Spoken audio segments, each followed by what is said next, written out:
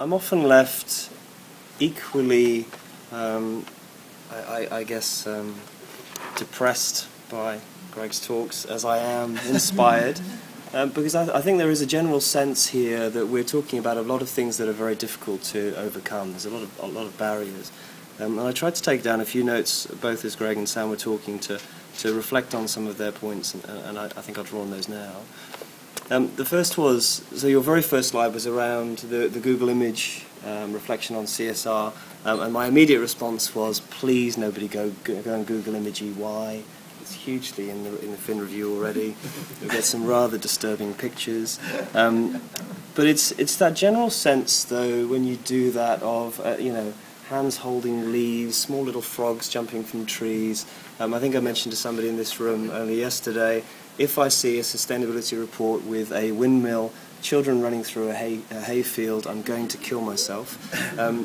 We have this sense that there's a propulsion in business that this is a separate entity. Sam touched on it. It's an individual within a company often. Some of you are here today who are bastions of sustainability, as though it's a separate enterprise from the development and the sustainable development of that company more generally. And I think that's clearly, to me anyway, what I see as the direct challenge over the next coming years, whether we call that a decade or longer. I think it was Milne who said that business is entirely separate from society and shouldn't concern itself with it. I think we now all recognise that that's entirely wrong, and that society is inextricably, as Greg clearly put that, linked to society's wider gain. And yet we do have this sense that there is a challenge. I mean, we talked about the tall poppy syndrome, that there aren't fearless leaders willing to stand up and stand out and give their own views. And it's kind of interesting because I stopped myself when I got up here today from saying I'm speaking on behalf of myself tonight and not Ernst & Young, because that's the classic response to what we're supposed to do, and legally that's what I'm supposed to tell you, so that's what I am doing tonight.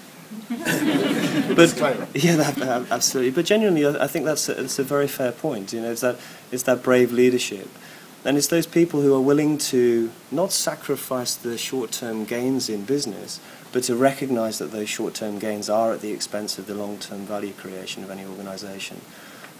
I've been involved recently with the IIRC, the International Integrated Reporting Council, which has been fascinating in many respects, mainly because I've engaged more widely globally with practitioners like yourselves in this room who work around the world. And we had, I guess, the privilege of working on the notion of how organisations start to talk about value creation. And I put somewhat of a different view to Greg's on the table, which is that we should be monetising all of those non-financial aspects. We should put a monetised value on environmental and social aspects that impact the long-term value of a company. Now, I can tell you here, I was shot to death. Principally from within the IRC, where they recognise that sort of view is so fundamentally juxtaposed with where businesses are at today that they'll no longer be able to move on their journey towards what they ultimately see as a necessity for organisations to start to talk about their true value and how they're recognised. Of course, I counter-challenged that by saying, well, this is a nonsense, of course, because EY and other companies that carry out valuations on companies already do this. When we are asked to value a company if somebody's going to buy another organisation, we don't simply go and look at the share price and say, well, work it out for yourself. We actually calculate what the value of a brand is, what the risk of the environmental factors in the long term are, what the stock of the resources that company owns, whether that's renewable or finite. So I don't necessarily see that's a huge challenge to us in the long run. Greg also and Sam also touched on this concept of the sphere of influence, and how companies think about their local agenda, whether that's their own people, their local networks, regional, national, or internationally. I would actually say that now all businesses are global businesses. I would challenge you to give me an example of a business which isn't in some way linked to the global economy. And so those spheres of influence necessarily require companies to think outside of their own box and to have an understanding of their own supply chains forward and back, so their value chain more holistically. And I don't get a sense that all companies even understand their own value chains yet, let alone have an influence over them. It's getting more depressing. This isn't. I'll move it upbeat. What is quite interesting, though, is we touched on a few different points in relation to the indices that you talked about and others, Greg, where we start to get to this concept again of how do we recognise growth more holistically, and it's not just a concept of GDP. I think we need to move beyond that. But again, the tall poppy syndrome, if we look overseas and we look at, say, the Sustainable Development Commission in the UK, they produced a report, I'm going to get the name wrong, Prosperity Without Growth, Beyond Growth, which effectively said that despite the global financial crisis in the UK and other pressures that they faced during the period, there were a number of indicators that would show that the economy has grown. Social inclusion had improved, the environment, but due to some of the economic factors, meaning that greenhouse gas emissions and other environmental factors had reduced. There was general growth in the economy at a wider state. Now, whether directly or indirectly, Treasury took a reasonably poor response to that report, and the Commission got closed down. And that's kind of me. It's a reflection in a government agency sense of that tall poppy syndrome. Somebody who is willing to step beyond the boundary of how we currently view national economies to start to think about their growth in the long term. But I think we need to come back to some of those concepts, because fundamentally, I mean, some of the slides we saw here today, if we only look at the first megatrend being people alone, we need to start to try and review some of those in more detail. What I did find interesting here as well was a discussion around perhaps the immediacy of concerns around issues. So, our Australians and what we felt was important. Firstly, I find that part hugely depressing, that in the top 3 box there we think that the people coming via boat is our biggest concern in this country. But more generally, it then leads us to this, what's driving these sort of discussions? And we talked about tweets and social media. I'm not a tweeter. I keep getting told off for not being a tweeter. But it's very clear, though. I mean, we now in our business are starting to do more work around social media and mining that sort of data to understand what the materiality is for an organisation around certainly the non-financial drivers in their business. And organisations, just like governments and politicians, are being driven by what the people at large think. And again, rightly or wrongly. I mean, just because the consensus of view in a country is that something is important doesn't necessarily mean that there is an evidence base to support that is important in reality. And I think, again, some of those things will need to play out into the long term. I was also reminded by Sam in relation to the role of boards or individuals on boards having that provocation role. Principally here, probably I've seen more so around gender than any other driver. But only a day ago in the US we had a 50-year reunion of Martin Luther King's talk, and what was interesting to me was that President Obama, who was, I think, a clear person that was going to talk about that given his own race and the role that he had, used that as a platform to talk about same-sex marriage and equality and climate change. Again, taking that very long-term view and making that a relation point that people can understand in terms of something that prior to King's speech and the preceding years would have been something that would have seemed to be impossible. So I think that's a positive, certainly. And again, we heard Sam when we saw Sam show us some of those reports. We did some work here in New South Wales looking at, we were asked to find 100 opportunities in the New South Wales economy under a low carbon or a challenged economy in terms of some of those environmental factors. And we looked at it quite fundamentally from an economic perspective. So we drove it with the best data we had from an environmental perspective, and we had 100 opportunities. We had more, we had to cap them down to make it 100, it's a better number. We had a change in government in New South Wales, and it was a soft release of that, because somehow the word sustainability, the words climate change weren't politically robust, even though the analysis itself had nothing to do with a political sphere.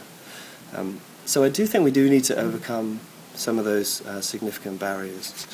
I guess the last thing, if I can just reflect on a few points and my own views. we seem to have a little bit of a disconnect here, and we talked somewhat around organisations thinking about strategy, management, boards considering strategy, where they look into the short, mid or long term, however you measure those and however you think about them. And then we also talked about reporting, so informing people either on a daily basis or on your prior year's basis how you've actually achieved. And there's a clear disconnect there between what companies do to think about how they move into the future and how they actually tell you what they've done over the last few days, few weeks, months, quarters, or even the last year. And so the question to me then is, how are either individuals, be that the CEO or board members, members of management themselves, how do those companies, the sectors or countries how are they managed in terms of their success? So we come back to these concepts of how do you ensure that organizations are really looking at long-term value growth, and how do you reward individuals in whatever way you seek to reward people for building up an organization and engendering a spirit within businesses that will enable the true sense of the word, sustainable growth of those businesses over time.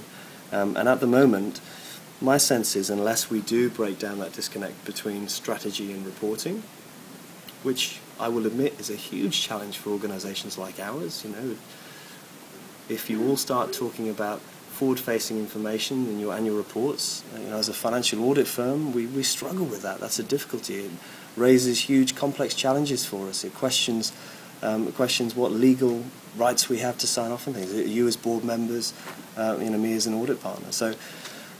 But I do think we need to start to ask those questions and challenge ourselves, and maybe challenge the legal system, or challenge something that's prohibiting us from undergoing those sorts of conversations. That means we might move from the now, where clearly we understand there are difficulties in moving forward, to the future we need to achieve. Beyond that, I'd just like to thank Greg and Sam as well for giving us some incredible thoughts, and hopefully I've reflected on them well.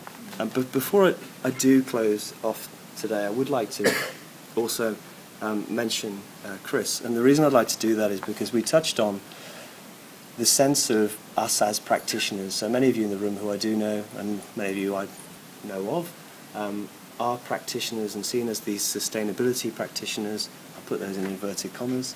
And there is this kind of sense that we have this role within companies to be the social conscience, to be the individual, the gatekeeper, the auditor within the organisation to drive things forward, or the person at the end of the day where you have a drive towards an economic growth story. Oh, and can this person look after the environment or the social aspects? Some of Chris's research, and I can say this because I reread it the other day, some of Chris's research looks at these people in this room and outside, and their views on how they feel personally they are driven. It's very fascinating. I wouldn't mind Chris even taking a couple of moments to talk about it, because what I took away from that was actually within ourselves, we have probably a three-way chimera. You have a responsibility to the company to make sure that you're doing the right thing and not saying the wrong thing. So you end up saying things like, we'll put this into economic terms. So this energy efficiency makes good sense because we're going to save money, not necessarily because there are non-financial benefits that are going to mean it's good for our business as a whole. There's the greenies and the pinkies part of each of us, which is trying to drive forward that agenda and feel good about ourselves, and go to sleep at night saying I've done the right thing. But there's also that third part, which is around trying to move from what we talked about earlier, which is the individual having that role, which I think is now detrimental, and moving that into embedding it within organisations, so that there's an integrated thinking in how we work, as opposed to an individual thinking around these concepts of sustainability. So I don't know, Chris, I'm going to screw up your day, but I don't know if you have 2 minutes to talk about that research, because I think it's fundamentally important and very interesting in terms of where we are. But thank you all.